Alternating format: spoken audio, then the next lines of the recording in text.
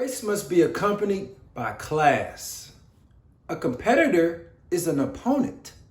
I know you hear words, but are you listening? You were told that you were owed something. Your perception needs some direction. 5 things that are keeping women single. Shame, shame, shame. Welcome to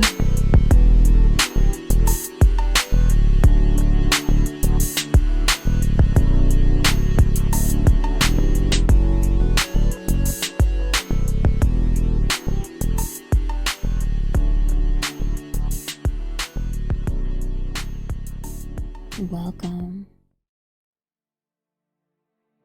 I want to start off by saying that this video isn't meant to hurt anyone, to embarrass anyone, to put egg on your face. This is actually to help. I want to have a conversation that's genuine and purposeful. I want us to finally realize that there is something that is out of order about our culture, popular culture, not to any specific demographic. And in order for us to make change, we must admit that there is a problem. Now, I know that there is a reason for these problems, and I don't want to get into the reasons behind the trauma. That's not as important. Fault doesn't really have a purpose when responsibility still exists. Let me say that again. Fault isn't as important when responsibility still exists. Not saying that fault doesn't matter at all. A lot of the times, in order for us to deal with our issues, we have to figure out where it stemmed from in order to give that understanding that we can acknowledge that there's a problem, but the responsibility of what needs to be done still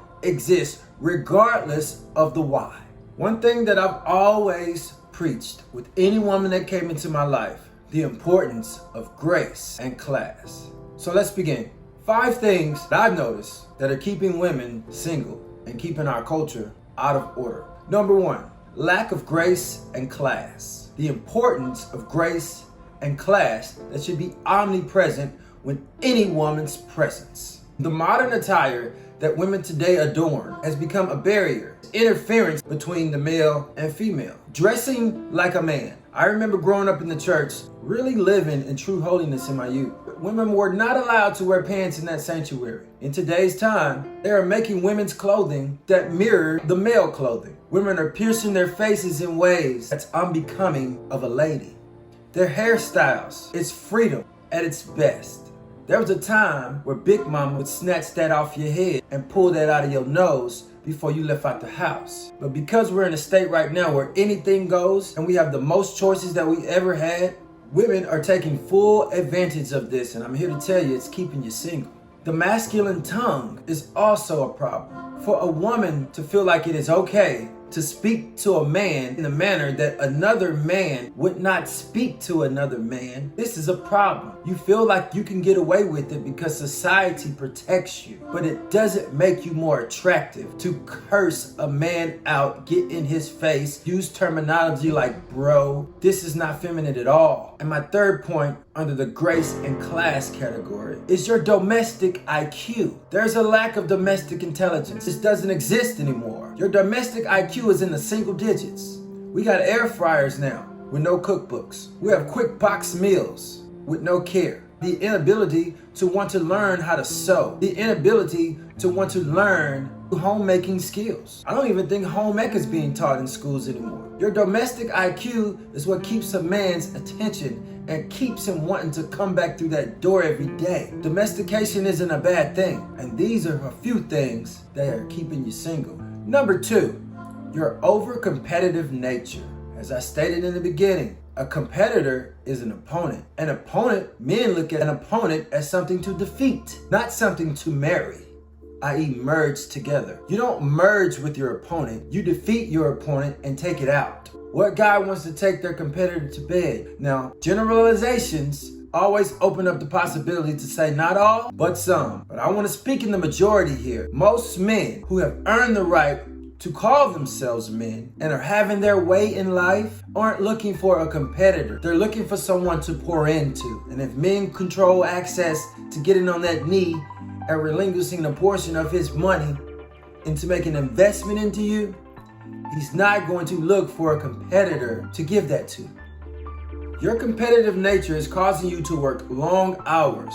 1, you're competing with men for positions in the corporate world. 2, you're taking time from what you can add your value to what this man is trying to build to secure your future. Women working 12-hour shifts 6 days a week leaves 0 time for you to be an asset to what he's trying to accomplish. You're taking away from time of nurturing, of keeping the house in order. Things that men find important and an asset. There are only 24 hours in a day. If you're working 12 of them, sleeping 5 to 8 of them, you gotta eat. A little time for recreation to keep your sanity. Communication with mother and others.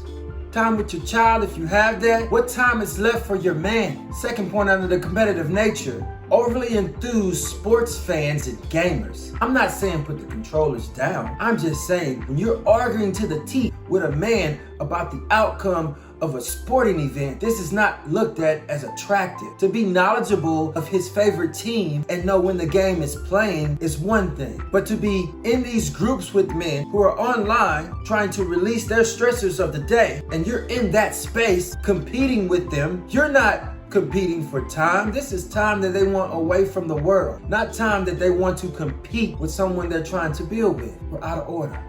And your masculine mannerisms. Ladies, it bothers me when I see you sitting in a chair and your legs are gapped open and your ankles aren't crossed. Ladies, using hand gestures that men use. Speaking, when a man is speaking to his peers, you're interjecting yourself as if you were one of them. Smoking cigars, hell, smoking period. Masculine mannerisms. We gotta stop this. Number 3, the ability to listen is lacking. I know you hear words coming out of our mouth, but are you listening or are you just waiting to respond to something that you're triggered by?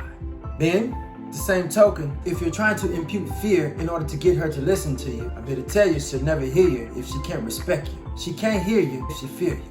So when a man is presenting something to you, he's looking for you to take something from it because the art of communication is to relay a message in order to get a response back so that we can accomplish something. Listen. He's trying to provide some instruction and direction in order to build what he has worked for his entire life. And if you're going to come into that life, you need to add value. And the only way to grow, to get things done, is to have a healthy level of communication. Hearing is one thing. You have the ability to hear sound. Great. But listening is retaining, implementing, and taking action. There's this burning desire inside of popular cultured women. They just need to be right about whatever it is that they're speaking about. It's this level of passion that doesn't exist anywhere else in their world except for when they're arguing with a man. You're triggered by words with modern definition. Words like submission have meaning. Look them up. Don't be triggered by words because you hear something that sounds like it's harsh or detrimental. You want to listen to what he's trying to communicate to you. He's not trying to insult you. He's giving you his time. His presence exists in your life. That's confirmation that he wants you in his life. So listen to what he's trying to communicate instead of getting off track by words that hurt your feelings. We can't get anything done like this. I get it.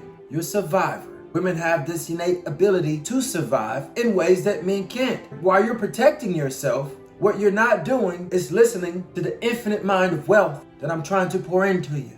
Please give us a break. Number 4. The sense of entitlement. Someone told you somewhere in life that you were owed something and that everyone's going to care about how you feel about what you're going through in order for you to be okay. That's a lie. You believe men should care about your feelings. That was a lie. Your inability to embrace double standards. You feel that they don't exist. That was a lie.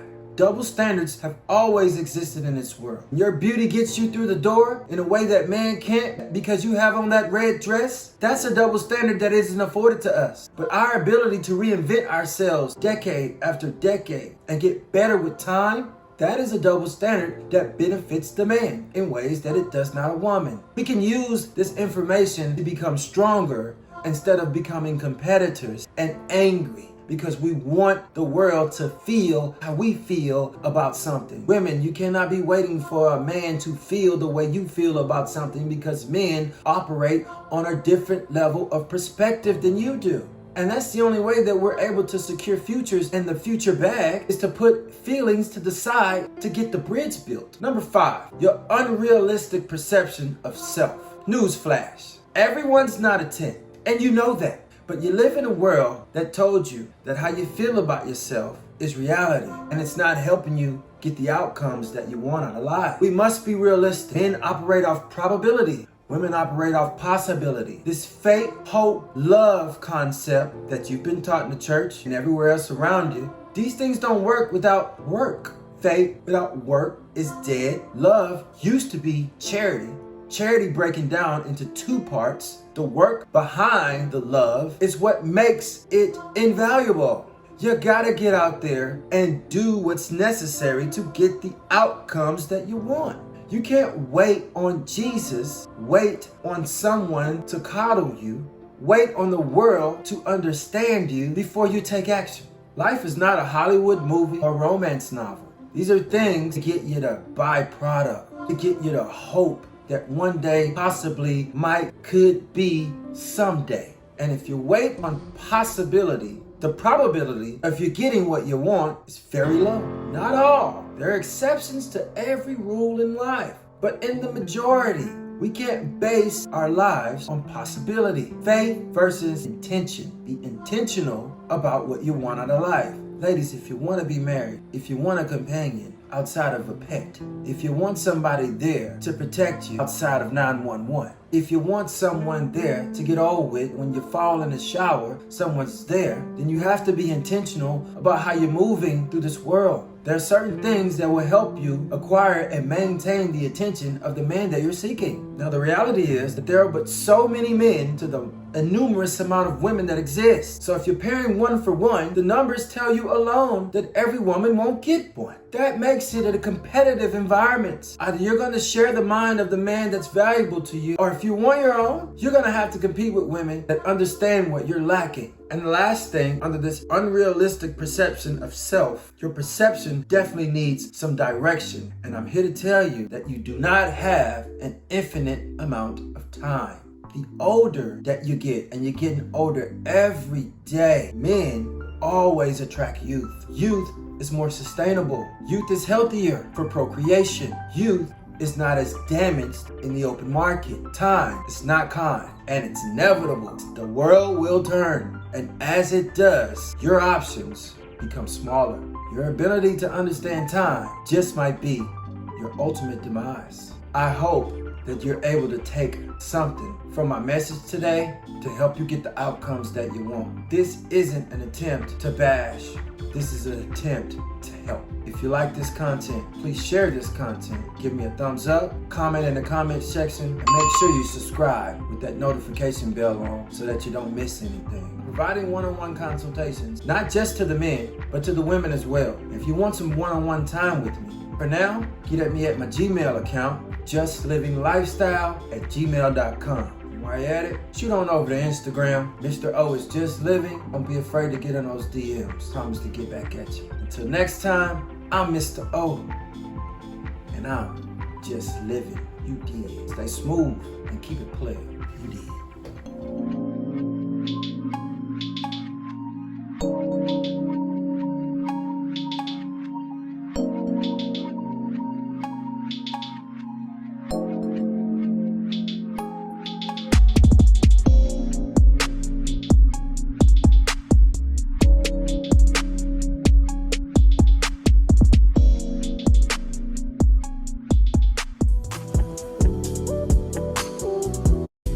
YouTube, I appreciate you rocking with me. I'm gonna continue to make this content on lifestyle, life, fashion, women, and game. But I need your help. Subscribe to the channel, and while you're there, hit that notification button so you don't miss a thing. Like, comment, and subscribe. Remember, just living is a lifestyle. It's more than a brand. When you start your day, do you tell yourself, one day or day one?